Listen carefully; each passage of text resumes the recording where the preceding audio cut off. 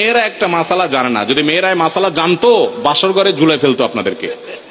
মাসালাটা হলো, যদি কোনো মেয়ে দাবি করে যে মোহর যা ধার্য হয়েছে, আপনি আমার স্বামী, সবই ঠিক আছে, আগে মোহর ফেলেন তারপরে সামনে আগান, এটা যদি কোনো মেয়ে বলতে চায়, ইসলাম তাকে সম্পূর্ণ সেই অধিকার দিয়েছে। কিন্তু আমাদের সমাজে মেয়েরা মাসআলা আমার কাছে শোনার পরও বলবে না। এটা কেন বলবে না?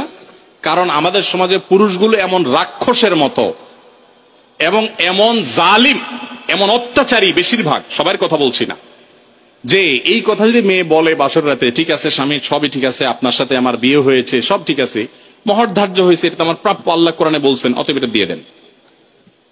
ছেলে বাসর থেকে পালায় দৌড় দিবে, বলবে এই মেয়ে বাসর রাতে এখনই অবস্থা করতেছে, আল্লাহ জানে আমারে কোথায় ঝুলায়। ঠিক না বে ঠিক? অথচ এটা ঠিক না, সব কথাই তো ঠিক ঠিক বলেন।